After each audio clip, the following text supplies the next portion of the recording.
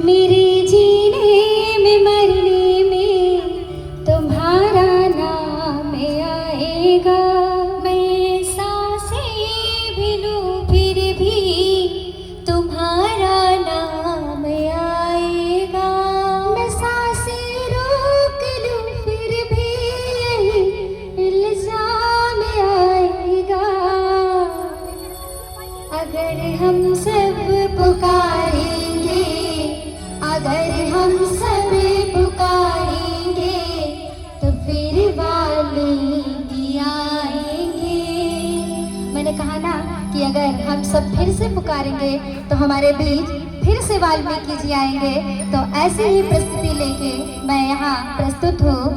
कहना चाहूँगी कि जो मैं रामायण महाकाव्य का लवकुश कांड सुनाने जा रही हूँ वो हमारे महर्षि वाल्मीकि जी के ही कर कमलों से हाथों से भी लिखा हुआ गया है और उन्होंने ही इसे संगीतबद्ध किया। कहते हैं मर्यादा पुरुषोत्तम भगवान श्री राम की जीवनी और कहे जाए जो उनके जीवन में घटित होने वाला था और जो घटित होने से पहले भविष्य की बात करें तो भविष्य की बात भी वाल्मीकि जी ने रामायण में पहले से ही दर्शा दी थी, जिसको आज भी कहते हैं ना जन जन की कितना भी उसको सुनो हमारा मन जो है वो नहीं उबता है।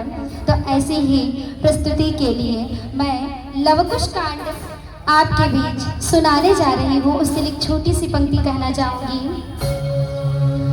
काव्य करता विघ्न हरता विघ्न सब मेरे हरो। पहले अपने आराध्य की आराधना करते हुए कहना चाहूंगी। हम शरण में आ गए अब कृपा हम पर करो। तुम ज्ञान तुम कृपालु तो तुम ही पालनहार हो। तुम दयालु तो तुम ही कृपालु तो तुम ही पालनहार हो। ज्ञान के भंडार हो विज्ञान के आधार हो। है गुजारिश आपसे बस हाथ जोड़कर, है गुजारिश आपसे बस हाथ जोड़कर अब सर पर हमारे भी हाथ धरो। हम शरण में आ गए आप कृपा हम पर भी करो। तुम स्वरों के शहंशाह हो। ये वाल्मीकि जी के बारे में मैं कह रही हूँ क्योंकि उन्होंने ही संगीतबद्ध बहुत कुछ किया है। अक्षरों के सार हो रच दिया तुमने रामायण तो श्रेष्ठ रचनाकार हो। गीत की संगीत की थोड़ी कला मुझ में भी भरो। हम शरण में आ गए आप कृपा हम पर करो। तुम हो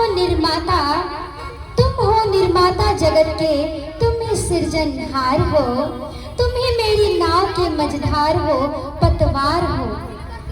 तुम ही हो शर्मा के आराध्य, तुम ही हो शर्मा के आधार ना कोई दूसरो। हम शरण में आ गए अब कृपा हम पर करो, अब कृपा हम पर करो। इसी के साथ आगे की प्रस्तुति के लिए प्रस्तुत हूँ।